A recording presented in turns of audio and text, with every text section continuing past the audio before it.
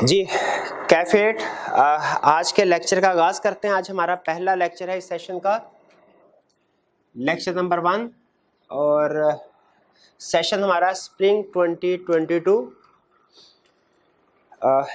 इस सेशन में आपको पता है जैसा कि ICAP ने न्यू एजुकेशन स्कीम लॉन्च की है जो कि इस अटेम्प्ट से एप्लीकेबल है। तो अभी तक सिचुएशन ये है कि आप लोगों का न्यू एजुकेशन स्कीम के मुताबिक जो कंफर्म सिलेबस है वो आ चुका है, लेकिन जो बुक्स हैं उनका फाइनल वर्जन हमारे साथ शेयर नहीं हुआ। अभी ICAP ने वो लॉन्च नहीं किया। कुछ बुक्स का ड्राफ्ट शेयर कर दिया, कुछ बुक्स का ड्राफ्ट भी अवेलेबल नहीं है, लेकिन चूंकि सिलेबस हमारे सामने है तो इसलिए हमें बुक्स के आने का इंतज़ार करने की ज़रूरत नहीं है, बल्कि सिलेबस के कंटेंट्स को सामने रखते हुए हम अपनी प्रिपरेशन स्टार्ट कर सकते हैं। तो इसीलिए हम आज से अपना जो लेक्चर है, सेशन है, उसका आगाज़ कर रहे हैं।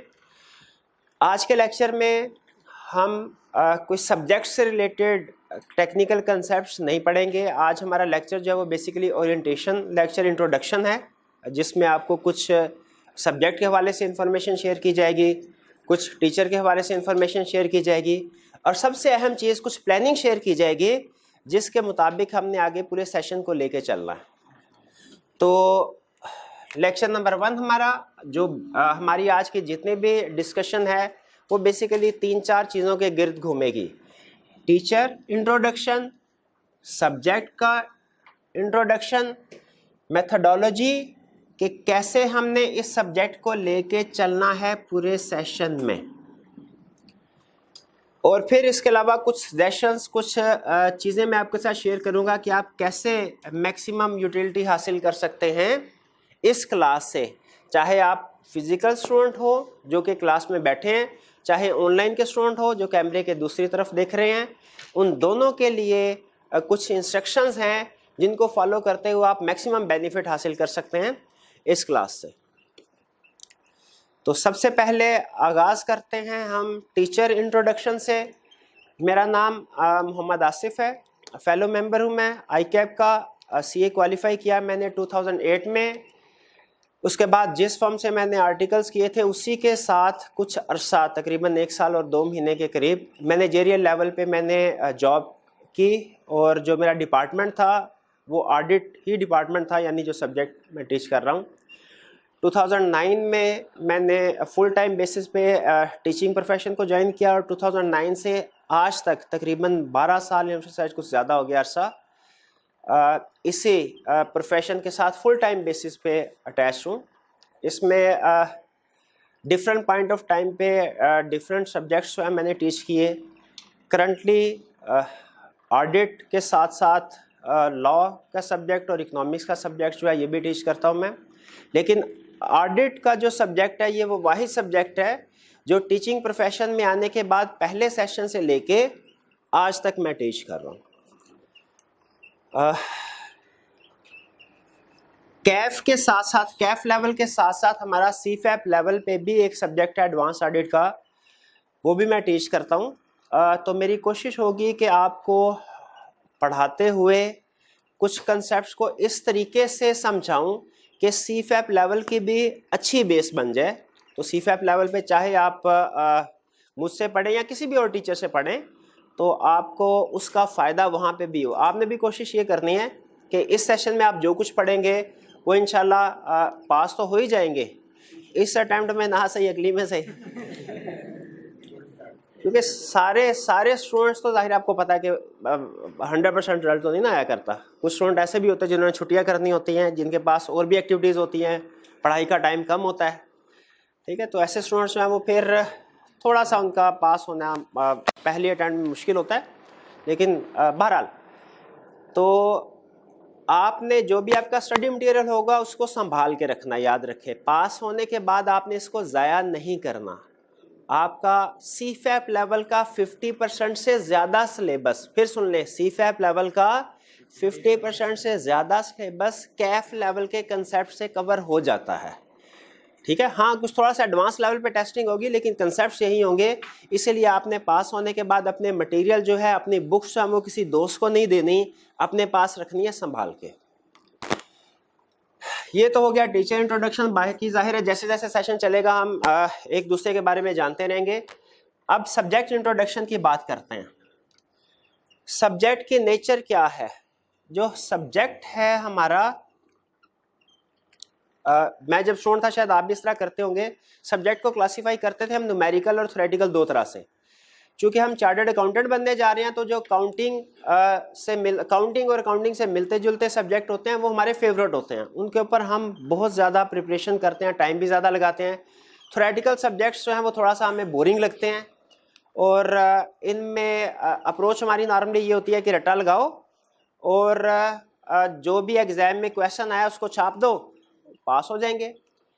तो जो हमारा सब्जेक्ट है ये ऑडिट, याद रखिए इसको मैं क्या करता हूं, ना ये न्यूमेरिकल है ना थ्योरेटिकल है। अगर आप इसको समझना चाहते हैं, समझने के पॉइंट ऑफ व्यू से, ये प्रैक्टिकल और जजमेंटल सब्जेक्ट है। अगर आप इसको देखें बज़ाहिर दिखने में आपको लगेगा ये थ्योरी का सब्जेक्ट है, क्योंकि इसमें जो मटेरियल होगा वो बेसिकली डिस्क्रिप्टिव फॉर्म में, पैराग्राफ फॉर्म में आपके सामने आपको नजर आएगा। कुछ जगहों पे कुछ चैप्टर्स ऐसे हैं, कुछ टॉपिक ऐसे हैं जिनमें कुछ कैलकुलेशन भी इन्वॉल्व है, थोड़ा सा आपको इसमें न्यूमेरिकल चीजें भी नजर आएंगी। लेकिन याद रखिए ये सब्जेक्ट बेसिकली प्रैक्टिकल सब्जेक्ट है। प्रैक्टिकल सब्जेक्ट का मतलब क्या होता है? ऐसा सब्जेक्ट जिसमें एक एक चीज जो आप सीखते हैं, याद रखें, वो प्रैक्टिस में अप्लाई होती है। मे बी आप मैथ में जो चीजें जितनी भी आपने कंसेप्ट सीखे हैं वो सारे के सारे कंसेप्ट्स आप अपनी लाइफ में इस्तेमाल ना करते हो। आप देखिए उसमें आपने जो प्रोबेबिलिटी थ्योरी सीखी है, आपने स्टैटिस्टिकल टूल्स, रैंडम डिस्ट्रीब्यूशन वगैरह के कंसेप्ट सीखे हैं, और इसके अलावा जो भी कंसेप्ट सीखे हैं आप अपनी प्रैक्टिकल लाइफ में उनको आगे अप्लाई नहीं करेंगे। ठीक है, मेरा ख्याल ये है कि वो प्लस माइनस वगैरह बेसिक टेक्निक्स और मैथमेटिकल टेक्निक्स हैं, इसके अलावा हम प्रैक्टिकल लाइफ में जो फार्मूला वगैरह सीखते हैं उनको अप्लाई नहीं करते। लेकिन ऑडिट ऐसा सब्जेक्ट है जिसमें एक एक कंसेप्ट जो आप सीखेंगे वो 100% प्रैक्टिस में अप्लाई होता है और आप करेंगे जाके प्रैक्टिस में अप्लाई। ठीक है, प्रैक्टिकल का एक मतलब ये है कि हर चीज जो है वो प्रैक्टिस में अप्लाई होती है, सिर्फ बुक्स की हद तक नहीं है। और दूसरी चीज ये है कि प्रैक्टिकल सब्जेक्ट का मतलब ये, इस सब्जेक्ट को सीखने के लिए आपको सिर्फ किताब पढ़ना काफी नहीं है, आपको इसके कंसेप्ट अप्लाई भी करना पड़ेंगे, एप्लीकेशन सीखनी पड़ेगी। और याद रखिए एग्जाम में भी इसी तरह होता है, आई कैप आपसे एप्लीकेशन करवाता है। आप यूं ना समझिए कि एग्जाम में क्या होगा, आपसे कुछ क्वेश्चन पूछेगा और आपने याद किए होंगे, रटा लगाया होगा और आप उसको रिप्रोड्यूस कर देंगे, ऐसा नहीं होगा। बल्कि आपको वो कुछ क्वेश्चन में इस तरह होगा, रटे वाले क्वेश्चन आएंगे, हमने उनको छापना होगा, लेकिन एग्जाम में आपसे उसकी एप्लीकेशन पूछेगा कि बताओ, ये ना बताओ कि आपने क्या कुछ सीखा है, ये बताओ कि जो कुछ भी सीखा है उसे सिचुएशन में कैसे अप्लाई करोगे। तो ये है सब्जेक्ट की practical nature. Plus judgemental. Judgemental का मतलब क्या है?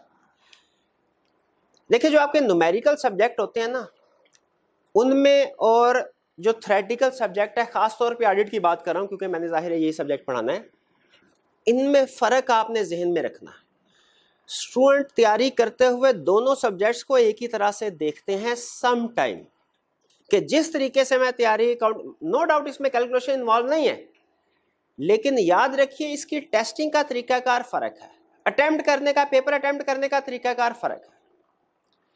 न्यूमेरिकल पेपर में जैसे जो आपके काउंटिंग के पेपर होते हैं उसमें जजमेंट्स इन्वॉल्व नहीं होती, एडजस्टमेंट आई है, ये भाईजान भी उसी तरीके से एडजस्टमेंट करेंगे, ये भी अगर डेप्रिसिएशन की एडजस्टमेंट है, इन्होंने भी उसका एक्सपेंस रिकॉर्ड करना और एसेट्स में से उसकी वैल्यू को लेस कर देंगे, ये भी उसी तरह करेंगे, एक्सपेंस रिकॉर्ड करेंगे और एसेट में उसकी वैल्यू लेस कर देंगे। काउंटिंग के बहुत कम ऐसे कंसेप्ट है जिनमें जजमेंट होगी, नॉर्मली जजमेंट्स अप्लाई नहीं होती। ठीक है, इनका नेट प्रॉफिट भी वही होगा जो इन्होंने क्वेश्चन किया, इनका नेट प्रॉफिट है और उनका नेट प्रॉफिट भी सेम होगा, नेट प्रॉफिट डिफरेंट नहीं। अगर नेट प्रॉफिट इन तीनों का डिफरेंट है, बैलेंस शीट की अमाउंट डिफरेंट है, तो प्रोबेबली किसी ने कोई ना कोई गलती की हुई है। अकाउंटिंग में जजमेंट सप्लाई नॉर्मली नहीं होती, लेकिन याद रखिए हमारा जो ये सब्जेक्ट ऑडिट, इसमें अक्सर जजमेंट सप्लाई होंगी, जजमेंट अप्लाई होने का मतलब क्या है कि किसी सिचुएशन में इनसे पूछूं, हाँ भाई बताओ आप एज ऑडिटर क्या करोगे, इनका जवाब हो सकता है कुछ और हो। इनसे पूछूं आप बताओ प्रैक्टिकली ये सिचुएशन आपके सामने आएगी आप क्या करोगे, इनका जवाब शायद कुछ और हो, दोनों का डिफरेंट हो। ये 4 पॉइंट लिखे, वो 6 पॉइंट लिखे, वो 3 पॉइंट लिखे, आंसर डिफरेंट हो सकता है। लेकिन याद रखिए आंसर डिफरेंट होने का मतलब, अल्फाज डिफरेंट होने का क्या ये होगा कि ये ठीक है और वो गलत है? नहीं। अगर नेट प्रॉफिट एक स्टूडेंट का दूसरे स्टूडेंट से डिफरेंट है ना, तो प्रोबेबली किसी एक ने गलती की है। लेकिन ऑडिट में और ऑडिट जैसे दूसरे थ्योरेटिकल सब्जेक्ट में अगर एक स्टूडेंट का सॉल्यूशन दूसरे स्टूडेंट के सॉल्यूशन से डिफरेंट है, तो इसका ये मतलब हरगिज नहीं कि एक सही है एक गलत है। भाई जजमेंट डिफरेंट है, प्रेजेंट करने का तरीकाकार डिफरेंट है, अल्फाज डिफरेंट है, हो सकता है दोनों ठीक हो, कंसेप्ट सेम होना चाहिए। ठीक है, तो ये जहन में रखिएगा, यहाँ पे जजमेंट अप्लाई होती है। इसकी वजह से एक स्टूडेंट का सॉल्यूशन और दूसरे स्टूडेंट का सॉल्यूशन एक दूसरे से डिफरेंट हो सकता है। डिफरेंट होने का क्या मतलब है, एक सही है गलत नहीं, बल्कि हो सकता है दोनों, और मैं भी दोनों गलत हूं, ये भी हो सकता है दोनों गलत हो, डिपेंड करता है कंसेप्ट कैसा है। आपको एक छोटी सी एग्जांपल और देता हूं।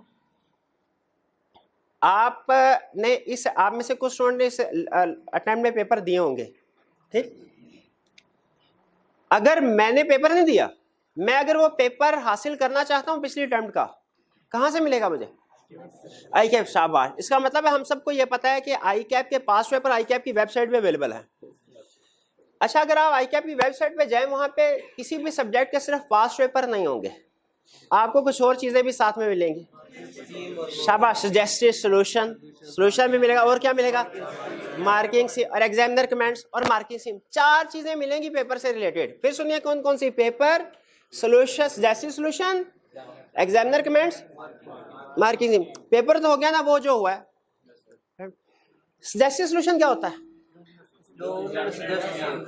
हाँ, जो उन्होंने कहा कि भाई इसका क्वेश्चन का आंसर में ये लिखना था। अच्छा मुझे बताइए, उन्होंने सिर्फ सॉल्यूशन क्यों नहीं लिखा, सजेस्टेड सॉल्यूशन क्यों लिखा? शाबाश, अल्टरनेट सॉल्यूशंस अवेलेबल होते हैं। खास तौर पे अकाउंटिंग में नॉर्मली ज्यादा वेरिएशन नहीं होती, लेकिन खास तौर पे जो थ्योरी के जैसे ऑडिट का पेपर है, इसमें अल्टरनेट सॉल्यूशन अवेलेबल होते हैं। क्यों, किस वजह से? जजमेंट की वजह से। इनकी जजमेंट हो सकता है और इनकी जजमेंट हो सकता है और। ठीक है, जैसे एक जगह भी इन्होंने कंसेप्ट ये पढ़ा कि वैसे एग्जांपल दे रहा हूं, किसी को कत्ल कर देना एक जुर्म है और इस जुर्म की सजा फांसी है। इन्होंने ये लिखा 2 लाइनों में। इन्होंने क्या लिखा? जो किसी को कत्ल करेगा उसे फांसी दी जाएगी। इन्होंने एक ही लाइन में लिख दिया। इनके अल्फाज ज्यादा, इनके कम, वर्ड्स में थोड़ा सा फर्क है। मुझे बताइए कौन सही कौन गलत? दोनों से, लेकिन दोनों का सॉल्यूशन तो डिफरेंट है, दोनों के वर्ड्स तो डिफरेंट है, इससे कोई फर्क नहीं पड़ता, कंसेप्ट सेम होना चाहिए। तो याद रखिए हमने कंसेप्ट के ऊपर फोकस करना है। सम टाइम एक ही कंसेप्ट को जजमेंट अप्लाई करते हुए एक प्रोफेशनल या एक स्टूडेंट किसी और तरीके से डील करता है, दूसरा प्रोफेशनल दूसरा स्टूडेंट किसी और तरीके से डील करता है। हर स्टूडेंट की वोकैबुलरी डिफरेंट है। अब आई कैप का सॉल्यूशन चार्टर्ड अकाउंटेंट बना रहे हैं, उनकी वोकैबुलरी डिफरेंट होती है, वो अल्फाज कुछ और इस्तेमाल करते हैं, सेंटेंस बनाने का स्ट्रक्चर उनका कुछ और होता है, स्टूडेंट का कुछ और है। अब आप कहें सर मैं तो ये आई कैप का सॉल्यूशन देखा, मैं तो सारी जिंदगी भी तैयारी करता रहा, तो इस लेवल पे नहीं पहुंच सकता, इतनी मुश्किल इंग्लिश, तो क्या इसके लिए पहले मुझे इंग्लिश का कोर्स कर लेना चाहिए? आपको सुन के हैरानगी होगी, कुछ स्टूडेंट आके ये भी पूछते हैं सर ये इंग्लिश मुश्किल है, पहले कोई छोटा मोटा कोर्स कर लें 2 दिन। नहीं, कोई जरूरत नहीं है। आप कंसेप्ट सेम रखें, कंसेप्ट आपका ठीक होना चाहिए, अल्फाज के फर्क होने से कोई फर्क नहीं पड़ता, क्योंकि ये है भी जजमेंटल। ठीक है।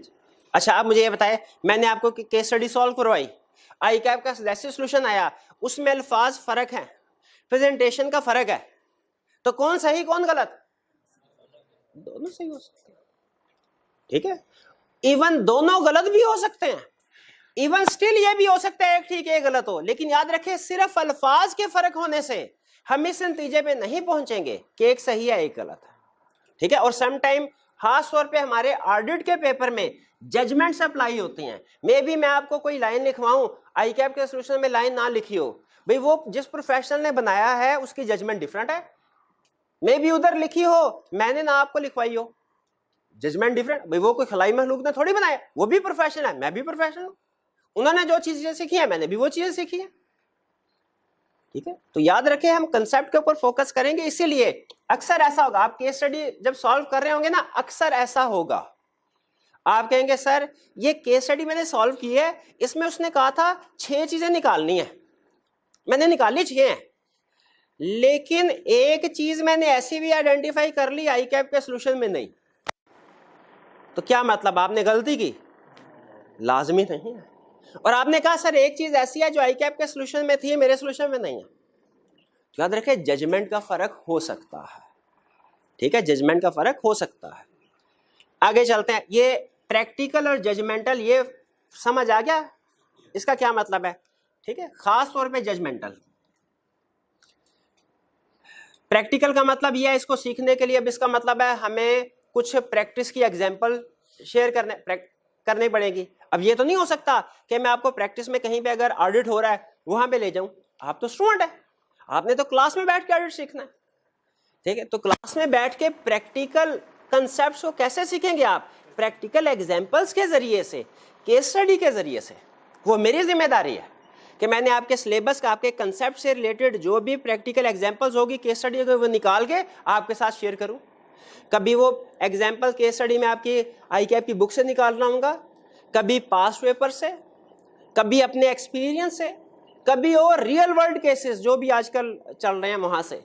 तो जो भी आपको कंसेप्ट समझाने के लिए जरूरी एग्जांपल और केस स्टडीज होंगी वो भी हम क्लास में डिस्कस कर रहे होंगे। और चूंकि इस पेपर में केस स्टडी फ्रीक्वेंटली टेस्ट होती हैं, तो केस स्टडी जब हम क्लास में डिस्कस कर रहे होंगे आपने गौर से सुननी है। एक फायदा तो ये होगा कि आपका कंसेप्ट क्लियर होगा, और दूसरा फायदा ये होगा आपको पता होगा इसी तरह का सिचुएशन अगर एग्जाम में आ गई तो आपने कैसे इसको सॉल्व करना है। प्री-रेक्विजिट्स का मतलब क्या? इस सब्जेक्ट को पढ़ने से पहले क्या कोई दूसरा सब्जेक्ट आपके लिए पढ़ना, अंडरस्टैंडिंग होना जरूरी है? इसका जवाब है यस।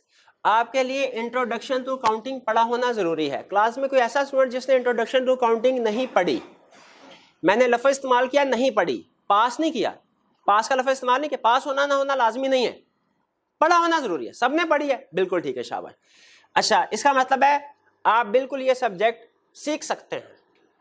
हाँ, अगर कुछ स्टूडेंट ऐसे हैं जिन्होंने कैफ1 हो गया, सॉरी, कैफ1 FAR1 भी पढ़ी है, FAR1 भी पढ़ी है या साथ पढ़ रहे हैं, या ऐसे स्टूडेंट जिन्होंने कैफ7 कॉर्पोरेट लॉ, सी लॉ पढ़ा हुआ है या पढ़ रहे हैं, उनके लिए एडिशनल बेनिफिट है कि ये सब्जेक्ट 10% इजी हो गया उनके लिए, जिन्होंने ये दो उनका। लेकिन एडिशनल बोनस है, पढ़ा होना लाजमी नहीं है, इंट्रो पढ़ा होना लाजमी है, FAR1 और सीला पढ़ा होना लाजमी, लेकिन जिन्होंने पढ़ा हुआ है या साथ पढ़ रहे हैं उनके लिए क्या होगा? सब्जेक्ट 10% इजी हो गया, क्योंकि कुछ कंसेप्ट ऐसे हैं जो सीला और FAR1 के हैं, वो ऑडिट में यूज होते हैं।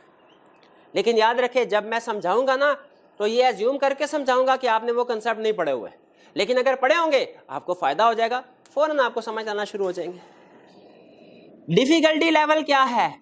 मॉडरेट। मॉडरेट का मतलब क्या होता है? डिफिकल्ट, इजी, मीडियम, दरमियाना, शाबाश, ना आसान ना मुश्किल। ठीक है, मॉडरेट है। FAR1 इससे ज्यादा मुश्किल है।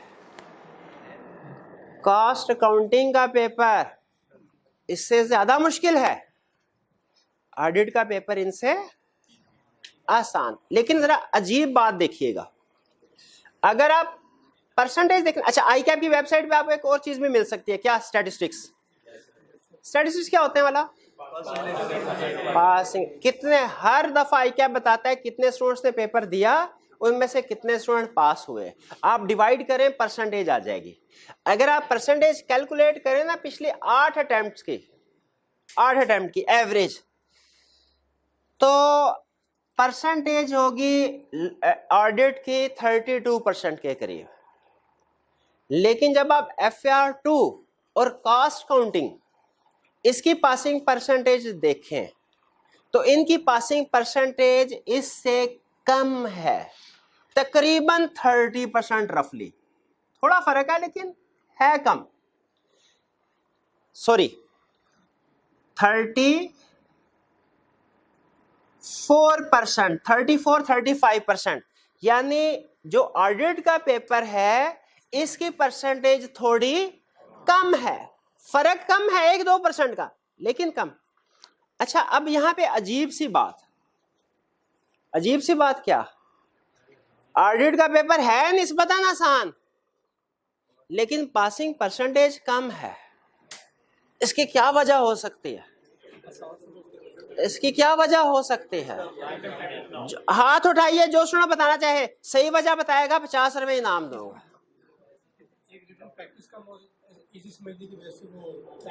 हाँ शाबाश, टाइम कम दिया जाता है।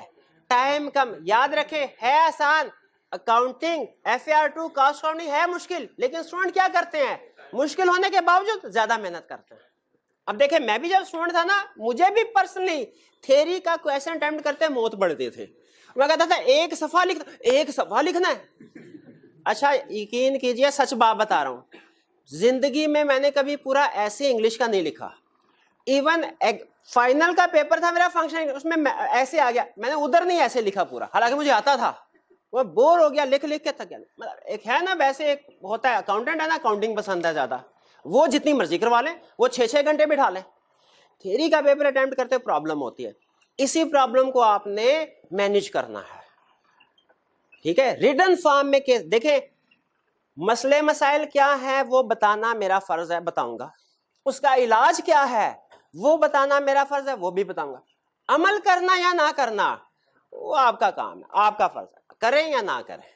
ठीक है, तो इसमें जो सबसे बड़ी प्रॉब्लम होती है, रीजन ऑफ फेलियर में भी आप देखेंगे, वो प्रॉब्लम क्या है कि स्टूडेंट रिटन प्रैक्टिस नहीं करते, टाइम नहीं देते। देखते हैं, कहते हैं याद कर लिया काफी हो गया। तो डिफिकल्टी लेवल मॉडरेट, लेकिन पासिंग परसेंटेज स्टिल अकाउंटिंग से कम। और रीजन मैंने आपको बता दी, इधर टाइम कम होता है, उधर टाइम ज्यादा होता है। जाहिर है ज्यादा टाइम लगाए ना, दुनिया की मुश्किल से मुश्किल चीज भी आसान हो जाती है, जितनी ज्यादा मेहनत कर लें। और कम मेहनत कर लेंगे तो आसान चीजें भी मुश्किल हो जाता है। पेपर स्ट्रक्चर क्या होगा? पेपर स्ट्रक्चर हमारा 100 मार्क्स का पेपर होता है, कोई उसमें ऑप्शन नहीं, आपने सारे के सारे क्वेश्चन लाजमी अटेम्प्ट करने हैं। तकरीबन 25% पेपर होगा थ्योरी का, थ्योरी से मुराद होता है रटे का। उसमें आई कैप पूछेगा ये बताओ ये बताओ ये बताओ, हमने रटा लगाया और छाप देंगे, और सम टाइम गलत हो जाएगा। क्यों? क्योंकि रिक्वायरमेंट में वो एक लफ्ज के आगे पीछे करने से रिक्वायरमेंट चेंज हो जाती है, रिक्वायरमेंट चेंज हो जाती है। अब मैंने आपको अकाउंटिंग और थ्योरी के पेपर यानी ऑडिट का एक फर्क बताया, जजमेंट का। एक दूसरा फर्क बताऊं, क्वेश्चन की रिक्वायरमेंट को फेल होने की रीजन में आप ये पढ़ेंगे, क्वेश्चन की रिक्वायरमेंट को अंडरस्टैंड नहीं करते स्टूडेंट। आपने अकाउंटिंग पढ़ी, ट्रायल बैलेंस दिया होता था, नीचे कुछ एडजस्टमेंट्स होती थी, उसकी रिक्वायरमेंट क्या हुआ करती थी? एडजस्टिंग जनरल एंट्री या balance sheet, profit and loss बनाए, यही रिक्वायरमेंट होते थे, कोई और तो नहीं होती थी। अच्छा ऐसी, अच्छा कहता था ये कैश बुक है, ये बैंक स्टेटमेंट है, या कैश बुक के साथ या बैंक स्टेटमेंट के साथ नीचे कुछ बताता था, इस तारीख को ये डिपॉजिट करा, ये निकलवाया, इस तरह की इंफॉर्मेशन होती थी। एंड में रिक्वायरमेंट क्या होती थी? BRS बनाया, BS ऐसे ही होता था ना। अकाउंटिंग में होता क्या, जरा गौर से सुनिएगा। अकाउंटिंग में क्वेश्चंस की प्रेजेंटेशन और उनकी रिक्वायरमेंट नॉर्मली एक तरह की होती है, सिमेट्री होती है, स्टैंडर्डाइजेशन होती है। एडजस्टमेंट्स का फर्क आएगा, फाइनल काउंट का क्वेश्चन हो सकता है 4 की बजाय 6 एडजस्टमेंट दे दें, हो सकता है फिक्स एसेट की बजाय इन्वेंटरी की एडजस्टमेंट दे दे, लेकिन जो क्वेश्चन की प्रेजेंटेशन और रिक्वायरमेंट है वो नॉर्मली एक जैसी होती है। आज जाके अकाउंटिंग की कोई भी बुक देख लें, कोई भी टॉपिक निकाल लें, उसमें आप देखेंगे नॉर्मली मोर देन 90% केसेस में क्वेश्चन की जो इंफॉर्मेशन और रिक्वायरमेंट एक जैसी होती है, तो आपको आदत पड़ जाती है कि इस तरह का क्वेश्चन आया ना, इसकी रिक्वायरमेंट यही होगी, इस तरह का क्वेश्चन है, इसकी रिक्वायरमेंट तो यही होगी, क्लास में किया हुआ था इस तरह का। तो सम टाइम आप रिक्वायरमेंट को ना भी पढ़े ना, तो क्वेश्चन सॉल्व तो सही हो जाता है। थ्योरी के पेपर में ऐसा नहीं होता, थ्योरी के पेपर में ऐसा नहीं होता। थ्योरी के पेपर में खासतौर पे ऑडिट की बात कर रहा हूं, एक इंफॉर्मेशन, एक पैराग्राफ, एग्जैक्टली वही पैराग्राफ 4 तरह से टेस्ट कर लेता है। कभी वो कहेगा इसमें बताओ रिस्क असेसमेंट करो, कभी कहेगा इफेक्ट ऑन रिपोर्ट बताओ, कभी आपसे वो कहेगा कि इसमें प्रोसीजर बताओ, कभी कहेगा इसमें से थ्रेट्स आइडेंटिफाई करो। उसके पास बहुत ऑप्शंस है, एक ही तरह की इंफॉर्मेशन। तो स्टूडेंट क्या करते हैं, अच्छा ये क्वेश्चन ये तो क्लास में किया हुआ है, इसमें तो उसने इम्पैक्ट ऑन रिपोर्ट पूछा था, दर्द छाप दिया। अगर पता चला उसने इम्पैक्ट ऑन रिपोर्ट तो पूछा ही नहीं, उसने तो पूछा कुछ और था, पूछा। तो याद रखे आपने थ्योरी के पेपर, खास तौर पे ऑडिट में क्या करना है, आपको इंफॉर्मेशन पढ़ के चाहे 99% श्योर क्यों ना हो कि उस टॉपिक का क्वेश्चन है, रिक्वायरमेंट को जब तक तसल्ली से नहीं पढ़ेंगे आपने नतीजे पे नहीं पहुंचना। तो ये दो बड़े फर्क ज़हन में रखिएगा। ऑडिट कैसे डिफरेंट है काउंटिंग के और न्यूमेरिकल पेपर से, एक इसमें जजमेंट्स इन्वॉल्व होती हैं, और दूसरा इसमें सिमिलर इंफॉर्मेशन को वो डिफरेंट पॉइंट ऑफ व्यू से टेस्ट कर सकता है। ये ज़हन में रखिएगा। आगे तो हमेशा रिक्वायरमेंट में मैं आपको क्या बताऊं, एक एक लफ्ज से कंसेप्ट आगे पीछे हो जाता है। ये आगे चल के समझाऊंगा जब बारी आएगी। रिक्वायरमेंट में ऑन का लफ्ज लिखा हुआ है या टू का लफ्ज लिखा हुआ है, टू का लफ्ज लिखा हुआ है, दोनों में जमीन आसमान का फर्क है। आप क्या करेंगे to become a chartered accountant, पढ़ेंगे। अच्छा अब सुने, आप क्या करेंगे ऑन बिकमिंग चार्टर्ड अकाउंटेंट, जाओ ऑन के बाद पढ़ना थोड़ी लिखेंगे, है फर्क नजर आ रहा है आपको? टू बिकम और ऑन बिकमिंग चार्टर्ड अकाउंटेंट में जमीन आसमान का फर्क है कि नहीं? एग्जैक्टली इसी तरह का फर्क रिक्वायरमेंट्स में होता है, एक एक लफ्ज से। तो रिक्वायरमेंट्स आपने खास तौर पे, ये नहीं काउंटिंग की तरह इस तरह का क्वेश्चन है तो इस तरह की रिक्वायरमेंट होती है, छाप दो, छाप। आसान सवाल को भी स्टूडेंट फिर छाप आता है, ऐसे नहीं करना हमने। रिक्वायरमेंट वो है, प्रैक्टिस होगी फिर आपको बताऊंगा। 25% थ्योरी, 3 से 6 नंबर का क्वेश्चन आएगा। 75% केस स्टडी, यानी तकरीबन 75% जो है वो आपका केस स्टडी बेस्ड पोर्शन होगा। क्लियर हो गया? अच्छा हमारा जो एजुकेशन सिस्टम है ना, उसमें नॉर्मली स्टूडेंट्स आई.कॉम, बी.कॉम वगैरह, एफ.ए. वगैरह करके आते हैं। क्लास में कितने ऐसे स्टूडेंट हैं जिनको वो ए लेवल, ओ लेवल वगैरह से आए हैं, उस स्कीम से आए हैं, इक्का दुक्का स्टूडेंट, ठीक है। हमारा केस स्टडी हमारे जो एजुकेशन सिस्टम में नहीं करवाई जाती, ठीक है। मैंने भी जो जिंदगी में पहली दफा केस स्टडी की थी ना, सीए में आगे, तो पहली अटेम्प्ट तो ये सीखने में ही निकल जाती है केस स्टडी होती क्या है। स्टूडेंट कहता है सर आखिरी महीने में जाके समझ आता है कि ये केस स्टडी वाला क्वेश्चन है, ये रिप्रोडक्शन का क्वेश्चन है। तो याद रखें, प्रैक्टिस हमने ज्यादा से ज्यादा करनी है, इतनी ज्यादा कि हमें पहले ना से दूसरे महीने से पता चलना शुरू हो जाए यार ये केस स्टडी है और ये रिप्रोडक्शन का क्वेश्चन है। तो 75% केस स्टडी, इसमें स्टूडेंट को जो बड़ी प्रॉब्लम आती है केस स्टडी को अटेम्प्ट करने में आती है। ये हो गया सब्जेक्ट के हवाले से इंट्रो। तो बताइए सब्जेक्ट इंट्रो में हमने क्या सीखा, ये सब्जेक्ट कैसे डिफरेंट है अकाउंटिंग के सब्जेक्ट से, इसमें जजमेंट्स अप्लाई होती हैं, इसमें रिक्वायरमेंट जो है वो वेरी कर सकती है सिमिलर इंफॉर्मेशन के साथ। और ये सब्जेक्ट काउंटिंग की निस्बत आसान है कि मुश्किल है? आसान है, लेकिन इसमें पासिंग रेशो थोड़ी सी सही, लेकिन कम क्यों है? टाइम कम देते हैं, टाइम कम देते हैं, ठीक है। टाइम कितना? 2 घंटे, वो मैं भी आपके साथ शेयर करूंगा। अच्छा अब मैं कुछ इंस्ट्रक्शंस आपके साथ शेयर कर रहा हूं। कुछ इंस्ट्रक्शंस ऐसी हैं जो फिजिकल स्टूडेंट बैठे हैं इनके लिए, और कुछ इंस्ट्रक्शन ऐसी हैं जो ऑनलाइन स्टूडेंट बैठे हैं कैमरे के दूसरी तरफ देख रहे हैं उनके लिए, कि आप कैसे मैक्सिमम यूटिलिटी हासिल कर सकते हैं सिस्टम से। देखें हमारे स्टूडेंट 2 तरह के हैं, एक फिजिकल और एक ऑनलाइन स्टूडेंट। फिजिकल स्टूडेंट कौन से हैं? क्लास में बैठे हैं। ऑनलाइन कौन से हैं? जो कैमरे के दूसरी तरफ हैं। इसके ऊपर मैं बहस नहीं कर रहा कि फिजिकल सिस्टम बेहतर है कि ऑनलाइन बेहतर है? ठीक है, अब बिल्कुल स्टूडेंट टू स्टूडेंट वेरी करता है। स्टूडेंट हमारे पास आता है, हम उससे कुछ इन्फॉर्मेशन पूछते हैं, उसके मुताबिक उसे सजेस्ट करते हैं कि आपके लिए ये सिस्टम बेहतर है। बहरहाल इंस्ट्रक्शंस क्या है? फिजिकल, जो आप लोग बैठे हैं क्लास में, आपने रेगुलर होना है, पंक्चुअल। रेगुलर का मतलब क्या है? रोज। पंक्चुअल का मतलब क्या है? टाइम पे। छुट्टी नहीं करनी आपने। याद रखें, कल के पहले दिन से, कल का लेक्चर जब आप कंप्लीट कर लेंगे ना, कल के लेक्चर के एंड पे हम पास्ट पेपर के क्वेश्चन करेंगे। तो जब पहले लेक्चर में आपको ये चीजें सिखाई जाएंगी जो एग्जाम में आती है, तो lecture number 20, lecture number 32, lecture number 65, इनमें जो कंसेप्ट्स होंगे वो भी जाहिर है एग्जाम में टेस्ट करने वाले होंगे। आपके जो सिलेबस है ना, उसको बड़े अच्छे तरीके से पढ़ के हमने उसमें से चीजें चुनी हुई हैं। जो इररेलेवेंट एक्स्ट्रा चीजें हैं उनको हमने साइड वे कर दिया है। बजाय ये कि इररेलेवेंट चीज मैं आपको सिखाऊं, उससे बेहतर है रेलेवेंट चीज के एक दूसरी प्रैक्टिस करवा दूं, आपको दूसरी केस स्टडी भी अटेम्प्ट करवा दूं। तो गैर जरूरी चीज हम पूरे सेशन में कोई भी नहीं करेंगे। आपने छुट्टी नहीं करनी। जिस दिन छुट्टी की ना, कंफर्म है एक पूरे सेशन में आपने एक भी छुट्टी कर ली ना अगर, और उसको फिर आपने खुद से कवर ना किया सही तरीके से, एक भी छुट्टी कर, तो ये कंफर्म है एग्जाम में किसी ना किसी क्वेश्चन में जाके आप फंस जाएंगे। ठीक है, क्योंकि सी आपको पता है पहले जो है जाहिर है चैलेंजिंग डिग्री है, सिलेबस बहुत ज्यादा होता है, और हमने हर एक लेक्चर के अंदर चीजों को सिलेबस के मुताबिक, जो टाइम उसके मुताबिक लेके चलना होता है। छुट्टी नहीं, पंचुअल टाइम पे आना। फिजिकल के लिए इसलिए भी अहम है कि एक दफा आपने छुट्टी कर ली ना, तो आप उसको फिर कंपनसेट करना मुश्किल हो जाएगा। लेकिन ऑनलाइन वाले स्टूडेंट को थोड़ा सा ये बेनिफिट होता है कि चलो एक दिन अगर किसी वजह से नहीं कर सके तो दूसरे दिन कर ले। आपके लिए पहले मेरी सबसे बड़ी जो एडवाइस है वो क्या है? छुट्टी नहीं करनी। दूसरी चीज, क्लास में अटेंटिव होना है, फोकस होना है। ठीक है, कोई एक स्टूडेंट क्वेश्चन पूछे ना, तो उसके क्वेश्चन को सुनना है।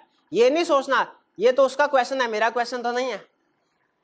ठीक है, वो क्वेश्चन जो पूछता है ना, मेरा एक्सपीरियंस है क्लास में मोर देन 50% स्टूडेंट, और ये मैं एहतियात से 50 कह रहा हूं वरना शायद मुझे 80 कहना चाहिए, मोर देन 50% स्टूडेंट्स का भी वो क्वेश्चन होता है, उनसे भी रेलिवेंट होता है।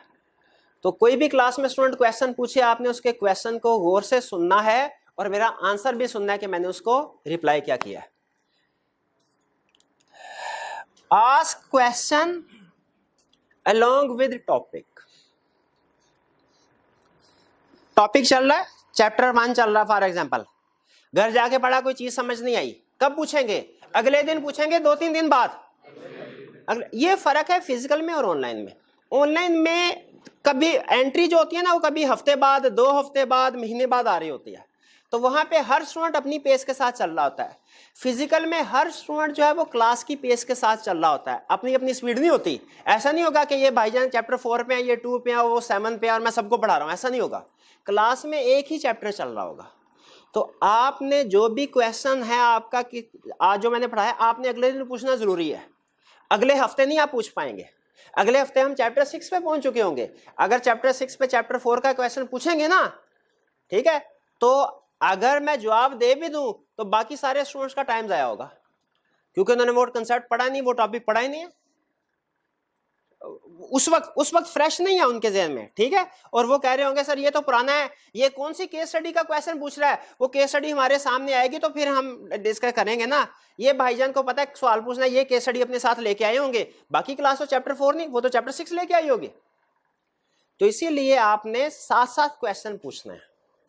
एक दफा अगर आपका चैप्टर निकल गया, फिर आपके लिए बड़ा मुश्किल हो जाएगा, अनलेस कि हम दरमियान में कोई रिवीजन डे रख लें, उसमें आप प्रीवियस क्वेश्चन पूछ सकते हैं, वरना आपके लिए क्वेश्चन पूछना मुश्किल हो। तो आपने साथ साथ चलना है। Attempt weekly test, weekly test को अटेम्प्ट करना है, वीकली टेस्ट को अटेम्प्ट करना है। ठीक है, टीचिंग 1 वे प्रोसेस नहीं, 2 वे प्रोसेस है।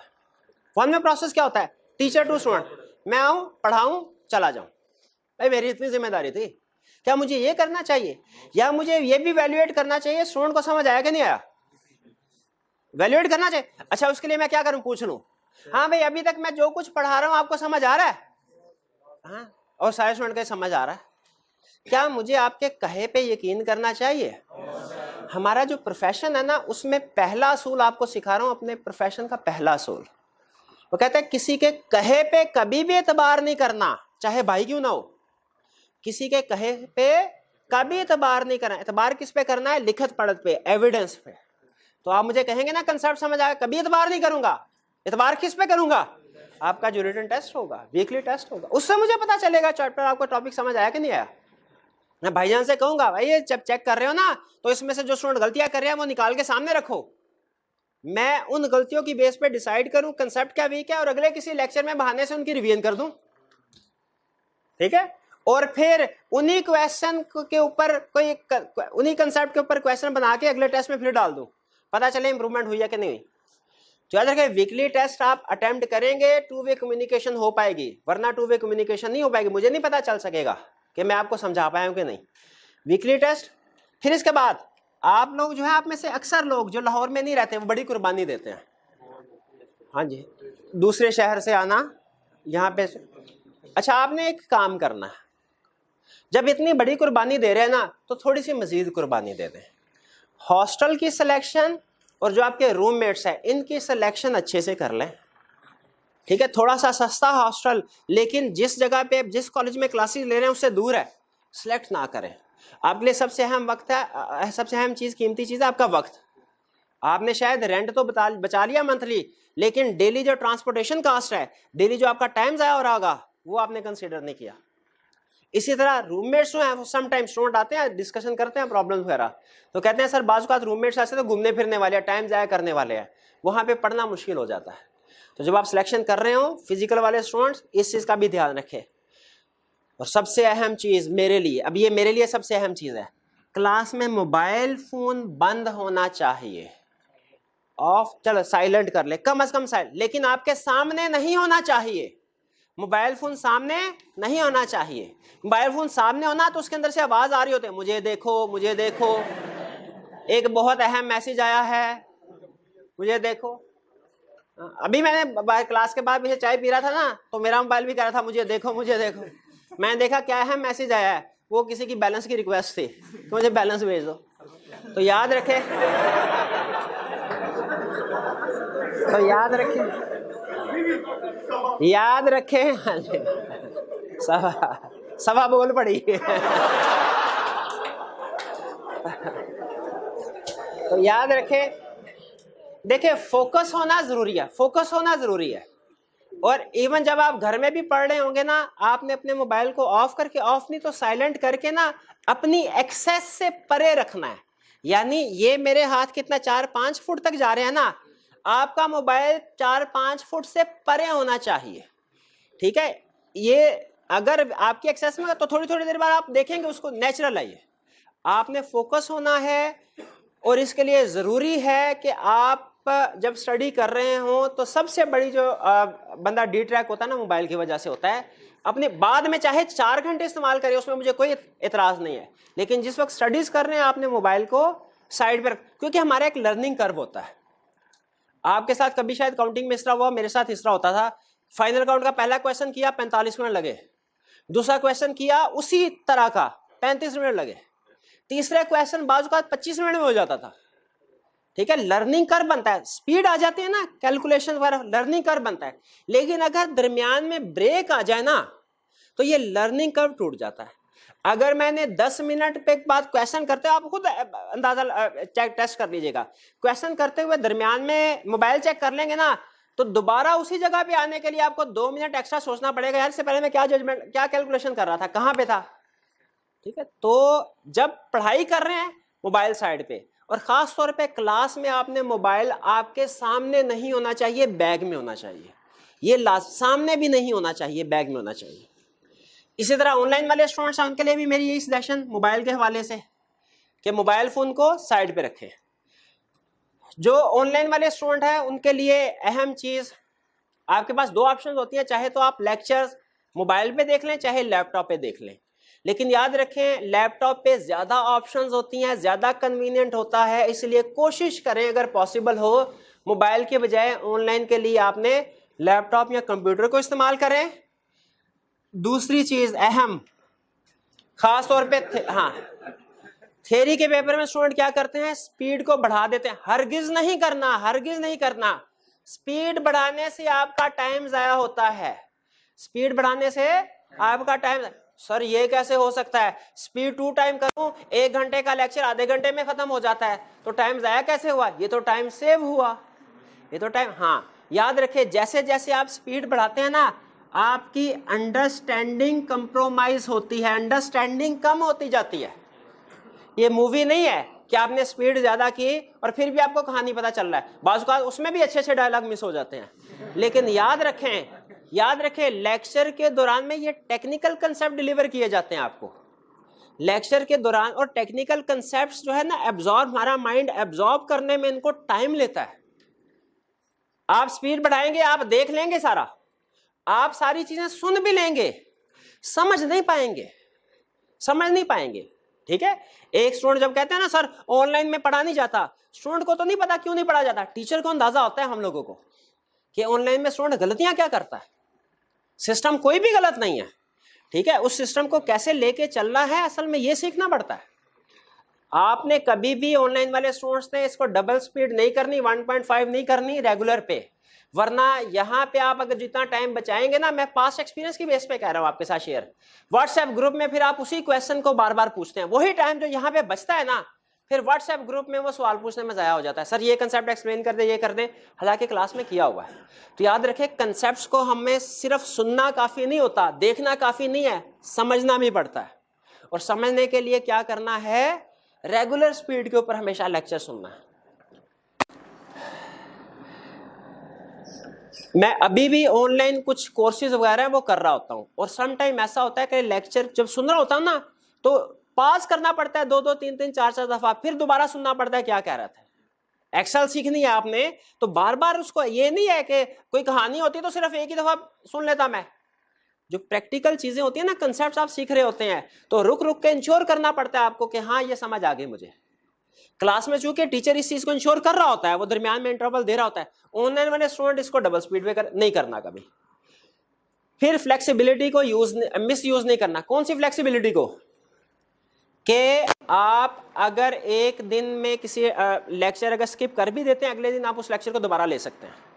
फिजिकल वाले स्टूडेंट को पता होता है यार एक दफा लेक्चर मिस हो गया, सर ने दोबारा नहीं लेक्चर देना, वो तो नुकसान ज्यादा। तो फिजिकल वाला स्टूडेंट नॉर्मली सीरियस होता है, रिस्पॉन्सिबल है, लेकिन ऑनलाइन वाला स्टूडेंट रिलैक्स। सबसे बड़ी प्रॉब्लम जो मैंने देखी है ना, वो ऑनलाइन का स्टूडेंट रिलैक्स हो जाता है और फिर बाद में क्वेश्चन पूछ रहा होता है, सर 4 महीने में 90 लेक्चर कैसे होंगे, 3 महीने में 80 लेक्चर कैसे होंगे, 2 महीने में 70 लेक्चर कैसे होंगे। आपको पता है इक्वेशन आप लोग ही पूछ रहे होते हैं, ठीक है भाई, नहीं होते फिर नहीं होते। रोज का काम रोज करना है आपने, ठीक है। जो स्टूडेंट 5 महीने में 100 लेक्चर नहीं कर सका, वो 2 महीने में 80 लेक्चर कर पाएगा? नहीं कर पाएगा। इसलिए आपने साथ ही साथ रोज का काम रोज करना। फिर इसके बाद हाँ, सर्विसेज। आपको सर्विसेज क्या क्या मिलेंगी देखें। सर्विसेज बताते हुए मैं अपने आप को कंपेयर नहीं करूंगा दूसरों के साथ। सारे अच्छा पढ़ाते हैं, बेहतरीन पढ़ाते हैं सारे टीचर्स, हाँ जी वेल डन। और वैसे भी एक जगह पे मैं पढ़ रहा था तो उसमें बड़ी अच्छी बात लिखी थी, आपके साथ शेयर करता चलो, जिंदगी में कभी आपके काम आएगी। आपने अगर बेस्ट बनना है ना, बेस्ट किसी भी फील्ड में बेस्ट, तो दूसरों के साथ कंपेयर कीजिए। बेस्ट बनने के लिए दूसरों से आगे निकलना जरूरी होता है। जब तक आप पहले नंबर पे नहीं होंगे ना, बेस्ट नहीं बन सकते। तो नजर रखते दूसरे नंबर पे कौन है, वो आगे तो नहीं बढ़ रहा। अगर बढ़ रहा है ना, तो मैं अपनी स्पीड, 2 ऑप्शन है, अपनी स्पीड तेज कर लूं और दूसरा उसके रास्ते में रोड अटकाऊं, दोनों ऑप्शन, जो मर्जी कर ले। बेस्ट बनना है तो, लेकिन अगर परफेक्ट बनना है ना, तो फिर दूसरों से कंपैरिजन ना करें, फिर अपने आप के साथ कंपैरिजन करें कि मैंने पिछले सेशन में क्या पढ़ाया था, इस सेशन में मैं क्या इंप्रूवमेंट लेके आऊं। ये हमारी फर्म के जो पार्टनर था उसने ये बात बताई थी एक दफा एक रिव्यू के दौरान में, कि हम हर साल ऑडिट करते हैं, लेकिन क्या हमारे इस साल के ऑडिट प्रोसीजर पिछले साल के ऑडिट प्रोसीजर से बेहतर हैं? अगर बेहतर हैं तो हमने कुछ वैल्यू एडिशन किया है, वरना हमारे काम करने का कोई फायदा नहीं हुआ। तो अगर मेरा पिछला सेशन, ये वाला पिछले सेशन से बेहतर है, मैंने उसमें कुछ इंप्रूवमेंट्स ऐड किए हैं, कुछ नई चीजें लेके आया हूं, तो मैंने कुछ सीखा है, इंप्रूवमेंट आई है, वरना मेरे में इंप्रूवमेंट नहीं आई। तो याद रखिए, आपने भी जिंदगी में बेस्ट बनने की कोशिश नहीं करनी, परफेक्ट बनने की कोशिश करें, कोशिश करते रहें, कोशिश करता रहे, ठीक है। अपने आप के साथ कंपैरिजन करें कि मैंने पहले भी ये काम किया है, अब मैं कैसे इसको इंप्रूव करूं। पिछली भी अटेम्प्ट दी है मैंने, इस अटेम्प्ट में क्या इंप्रूव करूं, अगले सब्जेक्ट की, किसी और सब्जेक्ट की। हाँ जी, तो देखें जो मैं कोशिश करूंगा आपको प्रोवाइड करने की हत्तुल इम्कान, बाकी मुझे नहीं पता मैं किस लेवल तक इसमें कामयाब आता हूं, लेकिन मेरी हत्तुल इम्कान कोशिश होगी smooth and timely syllabus coverage. आप अपने सीनियर स्टूडेंट से पूछ सकते हैं, मेरी हमेशा से ये कोशिश होती है कि जितना सिलेबस मैंने पहले दिन पढ़ाया ना, पहले दिन जितना पढ़ा रहा हूं आखिरी दिन उतना ना पढ़ाऊं, उससे कम पढ़ाऊं, ज्यादा नहीं। भागम भाग से मुझे शदीद, दो चीजों से शदीद नफरत है, एक छुट्टी वाले दिन क्लास रखना और दूसरे एंड पे जाके भागम भाग करना। ये दो चीजें मैंने पूरे सेशन में पूरी कोशिश करता हूं नहीं मैं कर, आप अपने सीनियर स्टूडेंट से पूछ सकते हैं जिन्होंने मुझसे पढ़ाओ। और खास तौर पे आखिरी दिनों में मेरी कोशिश होती है कि बर्डन कम हो, कम पढ़ाया जाए। क्यों कम पढ़ाया जाए? क्योंकि आखिरी दिनों में बर्डन आप लोगों के ऊपर भी बहुत ज्यादा हो जाए, दूसरे सब्जेक्ट्स भी खत्म करने हैं और रिविजन करने वाली चीजें पड़ी होती हैं, नेचुरल है ना कुछ चीजें रह जाती है, तो बजाय ज्यादा कम होना चाहिए बर्डन। फिर मैंने पहले बता दिया कि रियल वर्ल्ड केस स्टडी और एग्जांपल्स वगैरह जो है डिस्कस करूंगा आपके साथ कंसेप्ट को एक्सप्लेन करने के लिए। हर दिन हर कंसेप्ट के बाद पास्ट पेपर की प्रैक्टिस जरूर करेंगे। जिस दिन याद रखें मैंने कोई पास्ट पेपर का क्वेश्चन आपके साथ डिस्कस नहीं किया, मैंने पढ़ाया नहीं, टाइम जाया किया आपका। और जिस दिन आपने भी घर जाके कोई पास्ट पेपर का क्वेश्चन रिटन में प्रैक्टिस नहीं किया, आपने भी टाइम जाया किया अपना, ठीक है। तो याद रखें मैंने भी डेली बेसिस के ऊपर पास्ट पेपर की प्रैक्टिस क्लास में आपको करवानी है और आपने भी घर जाके पास्ट पेपर की प्रैक्टिस करनी है। फिर ये कुछ टेक्नोलॉजी को भी हम यूज करेंगे, ठीक है। किस तरीके से यूज करेंगे ये मैं आपको आहिस्ता आहिस्ता बताऊंगा जैसे जैसे हमारा लेक्चर आगे चलेगा। जैसे एक हम यूज करेंगे वेबसाइट सर्विसेज हैं मेंटीमीटर, ठीक है। इसका पर्पस क्या होता है कि आपने आज के लेक्चर में जो कुछ भी कंसेप्ट सीखा है ना, आज के लेक्चर में ही उठने से पहले मैं इसको टेस्ट कर लूं कि आपने सही तरीके से समझा कि नहीं समझा।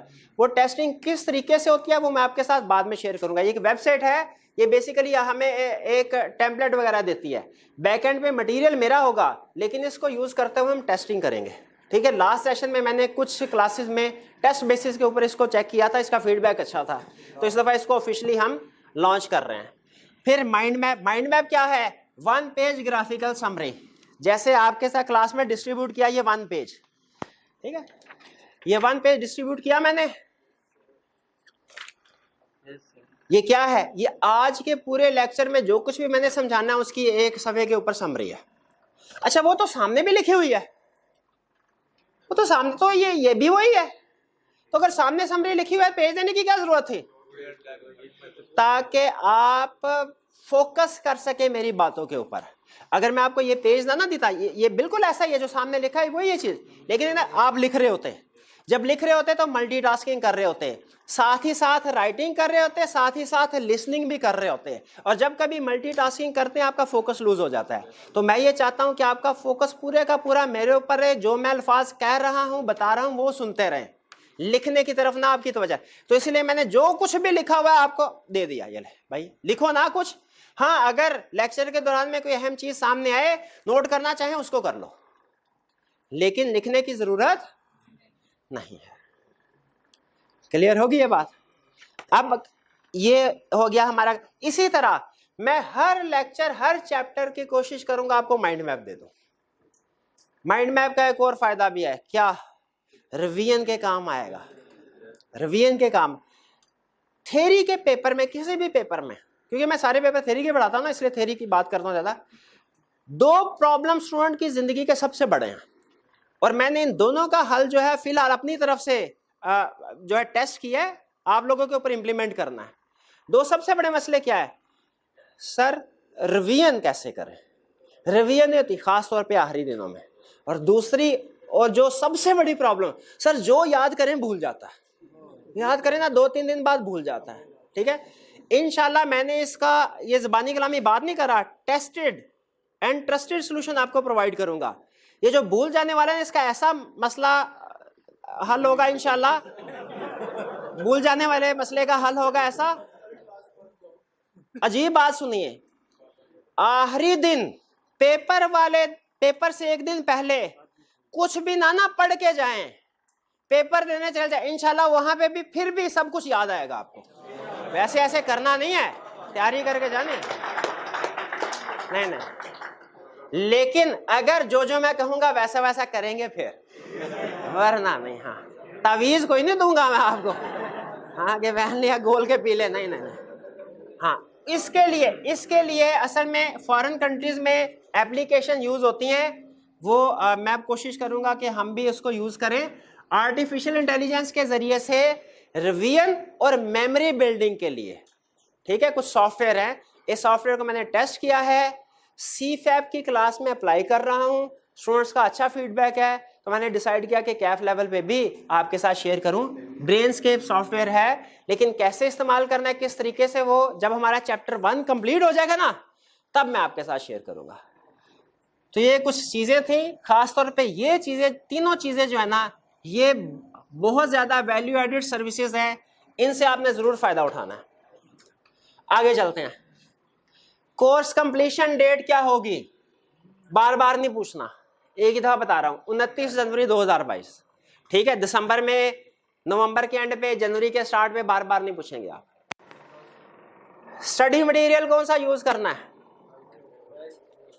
दो हैं, एक आईकैप का स्टडी टेक्स्ट और क्वेश्चन बैंक। अच्छा, अब चूंकि बुक नहीं आई तो ये कहना थोड़ा सा मुश्किल है कि क्वेश्चन बैंक साथ होगा कि नहीं होगा। मोस्ट प्रोबेबली क्वेश्चन बैंक आईकैप अलहदा से नहीं बल्कि स्टडी टेक्स्ट के अंदर ही क्वेश्चन इंक्लूड कर देगा। बहरहाल जो भी हुआ, जैसे ही बुक साइज मैं आपके साथ शेयर कर दूंगा, या तो आईकैप की बुक यूज कर लें या राइज की बुक कर लें, वॉल्यूम 1 वॉल्यूम 2।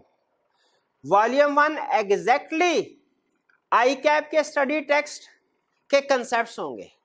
आईकैप के स्टडी टेक्स्ट का एक एक क्वेश्चन, एक एक कंसेप्ट वॉल्यूम 1 में शामिल होगा, यानी वॉल्यूम 1 इन इटसेल्फ एक कंप्लीट पैकेज है राइज का। तो फिर वॉल्यूम 2 क्या चीज है, एडिशनल प्रैक्टिस, चाहे तो करें चाहे ना करें, लेकिन जो स्टूडेंट जितने ज्यादा अपना चांस ऑफ सक्सेस बढ़ाना चाहता है वो उतना ही ज्यादा प्रैक्टिस करे, उसके लिए रिकमेंडेड है।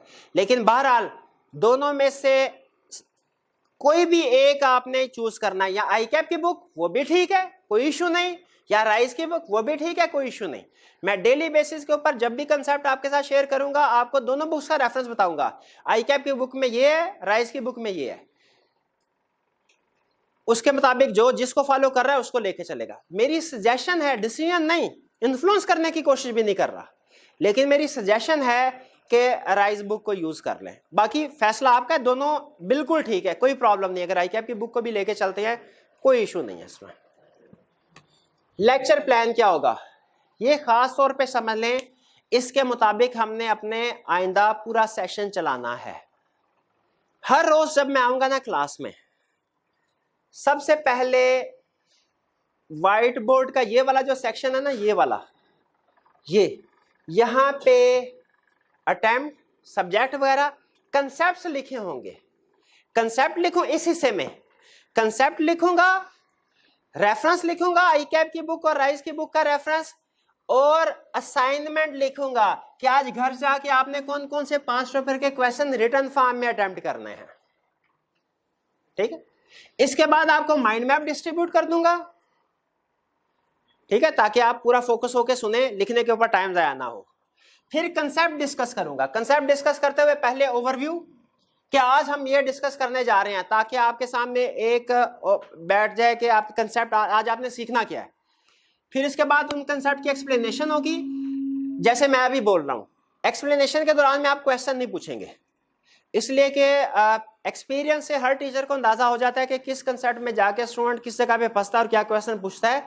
तो हम लोगों ने वो क्वेश्चन पहले से अपने लेक्चर में बिल्ड किए होते हैं।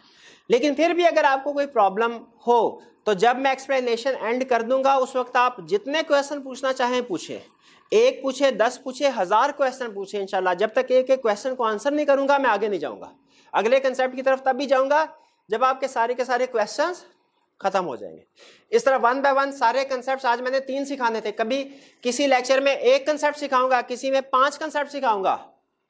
फर्क क्या होगा, किस चीज की वजह फर्क होगा? क्या इस वजह से कि सिलेबस खत्म करना है जल्दी जल्दी तो 5 कंसेप्ट पढ़ा दिए? नहीं, जो कंसेप्ट कॉम्प्लेक्स होंगे, जो लेंथी होंगे, एग्जाम पॉइंट ऑफ व्यू से अहम होंगे, वो एक लेक्चर में हो सकता है एक ही पढ़ाऊं, लेकिन जो इजी हैं, छोटे छोटे हैं, एग्जाम पॉइंट ऑफ व्यू से इतने अहम नहीं है, हो सकता है वो एक लेक्चर में एक से ज्यादा 2 या 3 पढ़ाऊं। नॉर्मली 2-3 की हमारी रूटीन चलेगी कंसेप्ट्स की। चैप्टर एंड लेक्चर एंड होने के बाद जो आखिरी 2 मिनट होंगे उनमें मैं आपको क्विक रीकैप दूंगा पूरे कंसेप्ट्स का, कि आज के कंसेप्ट्स में हमने ये सीखा। जैसे ओवरव्यू दिया ना स्टार्ट में, तो एंड पे उनको क्विक रिवीजन दूंगा ताकि आपको पता चल जाए, इंश्योर हो जाए कि आज के लेक्चर में जो सबसे अहम चीजें थी वो आपने सीख ली कि नहीं सीख ली। बैठे बैठाए क्विक रिवीजन हो जाएगी। और खास तौर पे ऑनलाइन वाले स्टूडेंट जो आखिरी महीने जाके कहते हैं सर आप रिवीजन करवाएंगे, तो मैं कहूँगा रिवीजन करवाने की जरूरत ही नहीं, रिवीजन लेक्चर के अंदर मौजूद है। हर लेक्चर के अंदर एंड पे ये 2 या 3 जो मिनट है इनको निकाल के सुन लें, आपके पूरे सिलेबस की रिवीजन हो जाएगी क्विक। फिर उसके बाद जैसे मैंने आपको बताया सेल्फ वैल्यूएशन होगी, वो क्विज के जरिए से, जो हम ऑनलाइन क्विज करेंगे मेंटीमीटर के जरिए से सेल्फ वैल्यूएशन होगी। उसमें हम कुछ थोड़ा प्राइज वगैरह भी रखा करेंगे। पास पेपर की डिस्कशन भी होगी लेक्चर में प्रोजेक्टर के जरिए से। और फिर रिवीजन के लिए और मेमोराइज करने के लिए हम कुछ फ्लैश कार्ड को यूज करेंगे, जो मैंने आपको सॉफ्टवेयर बताया ब्रेनस्केप। अच्छा, अब ये सारी चीजें मैंने प्लान की हुई हैं, आपने परेशान नहीं होना कौन सी चीज पहले कितना टाइम लेगी, कौन सी चीज बाद में कितना टाइम लेगी, ये सारी चीजें मेरी प्लानिंग में मौजूद है। आपको सिर्फ इतना पता होना जरूरी है कि एक लेक्चर के अंदर ये सारा मटेरियल होगा, ये सारे कंपोनेंट होंगे हमारे एक लेक्चर के, ठीक है। सबसे अहम हमारा ये कंसेप्ट्स वाला, लेकिन जो ऊपर नीचे वाली चीजें हैं वो भी लेक्चर का हिस्सा। मेजर अच्छा हाँ, मोस्ट इंपॉर्टेंट कंसेप्ट, हाँ ठीक है। नमाज तो आपको पता ही है ना, कामयाबी की जमानत। मेजर रीजन फेल होने की बड़ी बड़ी रीजन, फेल होने की बड़ी बड़ी रीजन, और आप खुद देख लीजिएगा इनमें से कितनी रीजन आप में है। जब महीना हो जाएगा, जब 2 महीने हो जाए, जब 3 महीने हो जाए ना, डिफरेंट पॉइंट ऑफ टाइम पे सेशन को गुजरते हुए, तो आप खुद देख लीजिएगा कि इनमें से कोई रीजन मेरे में तो नहीं पाई जाती। पहली reason lack of written practice. जिस तरह अकाउंटिंग की प्रैक्टिस, अच्छा ये नहीं है कि अकाउंटिंग की तरह इधर भी प्रैक्टिस नहीं करते, ये नहीं है। इसका मतलब क्या है कि जैसे अकाउंटिंग पेपर की प्रैक्टिस करते हैं ना, उस तरह इसकी प्रैक्टिस नहीं करते, इस तरह प्रैक्टिस नहीं करते। तो देखें, जब घर में प्रैक्टिस नहीं की, घर में हाथ नहीं चलेगा आपका, तो एग्जाम में बैठ के कैसे चलेगा? वहां पे भी क्वेश्चन नहीं सॉल्व होगा। घर में स्टूडेंट क्या तैयारी कर, सर ये पढ़ा, ये सोल्यूशन था, साथ मेरे जहन में आया सोल्यूशन पढ़ा, वही चीजें थी सर, मुझे आता है। एग्जाम में बैठ के क्या होगा, क्वेश्चन होगा, आपको पता होगा सोल्यूशन क्या है, सोल्यूशन आपके जहन में आ रहा होगा, लेकिन आपको ये नहीं पता होगा उसको आपने लिखना कैसे है, उतारना कैसे, प्रेजेंटेशन नहीं पता होगी। तो याद रखें, लिखने की आदत डालें। नो अंडरस्टैंडिंग रिक्वायर, ये मैंने बता दिया। रिक्वायरमेंट में एक दो, हर एक ही चैप्टर के अंदर उसकी रिक्वायरमेंट डिफरेंट होती है।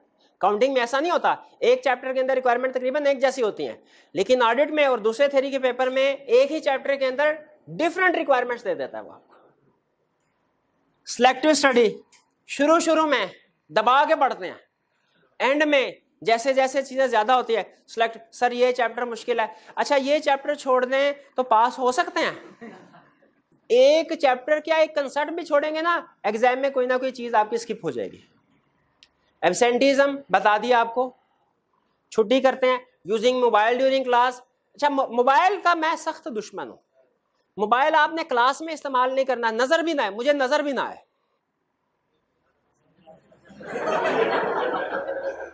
Not listening two questions of other, दूसरों के क्वेश्चंस को ना सुनना, इग्नोर करना, और थोड़ी देर बाद वही क्वेश्चन दोबारा पूछना, ठीक। और वीकली टेस्ट अटेम्प्ट ना करना। अच्छा, ये तो हो गया ना, फेल किन वजह से होता है स्टूडेंट। अच्छा, पास कैसे होगा ये भी तो पता चलना चाहिए ना। हर रोज 2 घंटे पढ़ना है घर में, और इसमें ये लेक्चर का टाइम शामिल नहीं है। होम असाइनमेंट डेली बेसिस पे करनी है, वीकली टेस्ट, और संडे को रिवाइज करना। आखिरी चीज, और ये आप लोगों के लिए नहीं है भाई, ये चीजें समझ आ गई यहां तक जो मैंने बताना चाह रहा था। कोई क्वेश्चन पूछना चाहते हो तो पूछ लें। चलें, 2-3 मिनट मजीद बैठे रहे। अब मैंने कुछ डिस्कशन करनी है ऑनलाइन वाले स्टूडेंट्स के लिए, आप भी शायद उसमें से कुछ सीख लें। भाई जब YouTube पे फ्री के लेक्चर अवेलेबल हैं तो इतने पैसे दे के लेक्चर की क्या जरूरत। अच्छा मुझे पर्सनली मैं आपको बता दूं, अगर कोई स्टूडेंट YouTube से लेक्चर देखता है और उसे कोई फायदा होता है मुझे खुशी है, कोई इशू नहीं। बाज़ कुछ स्टूडेंट आते हैं कहते हैं सर वो लेक्चर लिए थे पास हो गए, बताइए कितनी, उस वक्त नहीं दे सके अब बताइए कितनी फीस। कहता भाई कोई मसला नहीं चाहिए पर लेकिन असल में ये लेक्चर होते हैं ओन्ड बाय ऑर्गेनाइजेशन, ठीक है, राइज की ओनरशिप है, तो उनसे इजाजत लेनी चाहिए जो वो नहीं देंगे, मेरा ख्याल है पर्सनली मुझे। लेकिन याद रखिए मैं ये भी चाहता हूं कि अगर कोई स्टूडेंट किसी वजह, देखिए बहुत सी रीजन हो सकती है, फॉर एग्जांपल हो सकता है कुछ अफोर्ड ना कर सकते हो सकता है कुछ अफोर्ड कर सकते हैं लेकिन किसी दूसरी जगह से क्लासेस ले रहे हैं। और बात ऐसा था, हम भी जब स्टूडेंट थे ना, मैं अपने कॉलेज में मुझे याद है मैं ICOM करता था ना, तो दूसरा स्टूडेंट दूसरे सेक्शन में, तो मैं उससे पूछा यार तुम्हारे सर ने क्या करवाया, किस तरीके से एडजस्टमेंट करवाई है, कंपेरिजन करने के लिए या बाज़ औक़ात वैल्यू एडिशन के लिए भी स्टूडेंट देखता है, और कोई इशू नहीं है, देख सकते हैं, ठीक है। हो सकता है उन्होंने केस स्टडी नंबर 2 और 4 करवाई हो और मैंने 3 और 5 करवाई है, स्टूडेंट दोनों जगह देख ले, तो ये इस तरह भी होता है बहरहाल। लेकिन अगर आपका कोई दोस्त ऐसा है जो YouTube से लेक्चर ले, उसकी बेहतरी के लिए कुछ चीजें आप उसको गाइड करें, रोके ना उसे, अगर देख भाई। लेकिन ये एक सर ने कहा था कुछ चीजों का ध्यान रख लेना, किन चीजों का ध्यान रख लेना ये ध्यान में रखें। वो लेक्चर 2-3 अटेम्प्ट्स पहले वाले होंगे, हो सकता है आउटडेटेड हो गए हो। याद रखें ICAP का एग्जामिनर हर केस में ना पलटा खाता है, आपने देखा होगा वो तकरीबन अब तो रूटीन बन गई है, हर अटेम्प्ट में वो कुछ ना कुछ रिवीजन करता ही रहता है। अभी इस अटेम्प्ट में बड़ी रिवीजन न्यू एजुकेशन स्कीम आ गई, तो आपने उसे कहना भाई लेक्चर देखो जरूर, लेकिन ध्यान में रखो सिलेबस में चेंज किया गया है, अगर कोई चीज ऐड हुई है तो वो अलहदा से कर लेना, अगर कोई चीज डिलीट हुई है तो उसका लेक्चर ना देखो। एग्जामिनर की स्ट्रेटजी चेंज हो सकती है, पहले आज से कुछ 7-8 साल पहले एग्जामिनर थ्योरी वाले पोर्शन के ऊपर ज्यादा फोकस करता था, अब एग्जामिनर केस स्टडी के ऊपर ज्यादा फोकस कर रहा है, तो उसे कहना है देख लो कुछ किसी पिछले, अब देखें पिछली दफा में फॉर एग्जांपल एक टॉपिक कंफर्मेशन का था, उसका क्वेश्चन नहीं आया, हमने उसकी प्रैक्टिस दबा के करवाई, फिर जब क्वेश्चन आ गया अगली दफा हो सकता है कि हम रिस्क असेसमेंट की प्रैक्टिस ज्यादा करवाएं। तो एग्जामिनर का फोकस किया क्या पेपर में उसने टेस्ट उस लिहाज से चेंज, उस लिहाज से हम टीचर भी अपना फोकस चेंज कर लेते हैं, जिनका ज्यादा चांस होता है उनको प्रैक्टिस ज्यादा। तो उसे कहना भाई हो सकता है सर ने किसी एक टॉपिक की ज्यादा प्रैक्टिस करवाई हो, इस दफा फोकस चेंज हो गया, इसका ध्यान रखना है। और पिछले 2-3 अटेम्प्ट्स यानी जितने पुराने लेक्चर है उस लिहाज से उसके बाद जितने भी पास पेपर उनकी डिस्कशन नहीं होगी, वो तुमने अलहदा से पेपर जरूर अटेम्प्ट करना है, दोस्त को ये बताना है। फिर इसके बाद दोस्त को क्या करना है, दोस्त तुम्हारे पास एडिशनल स्टडी मटेरियल तो नहीं होगा ना, क्या तुम्हारे पास माइंड मैप है, क्या तुम ब्रेनस्केप यूज कर रहे हो, क्या तुम मेंटीमीटर यूज कर रहे हो। वो कहेगा वो क्या होता है, तो पिछली दफा थे ही नहीं ना, तो आपने कहना अच्छा बताता हूं क्या होता है, आपने उसको फिर बता देना। फिर इसके बाद टीचर के साथ इंटरेक्शन नहीं हो सकती, आप उससे पूछेंगे अच्छा चलो ये तो तुम ये बताओ 2-3 अटेम्प्ट्स वाले पुराने पेपर लेक्चर ले रहे हो, उस अटेम्प्ट में जो किताब यूज होती थी वो कहां से लोगे, वो कहां से, वो नहीं मिलेगी, वो तो चेंज हो चुकी होगी ना। अच्छा मुझे बताइए हम जो हर अटेम्प्ट में तकरीबन किताब रिवाइज कर देते हैं, क्या इस वजह से कि स्टूडेंट्स को नई किताब खरीदे और हमें ज्यादा पैसे मिले। अच्छा देखें मैंने फैसला किया है आपको ना मैं अपने प्रोफेशन के ना कुछ राज भी बताऊंगा, तो उनमें से एक राज ये है, हो सकता है कि मैंने वाकई इस वजह से रिवाइज की हो। आप ऑडिटर है ना, देखिए आपकी सोच को बदलना है मैंने, क्योंकि ये प्रोफेशन रिक्वायर कर, ये रीजन भी हो सकते हैं, ठीक है। लेकिन बहरहाल आपने उसे कहना है अच्छा चलो वो तुम्हें मिल गई किताब ठीक है, उसके मुताबिक तैयारी कर लो, लेकिन अगर कोई क्वेश्चन समझ नहीं आया किससे पूछोगे, टीचर से तो नहीं पूछ सकता।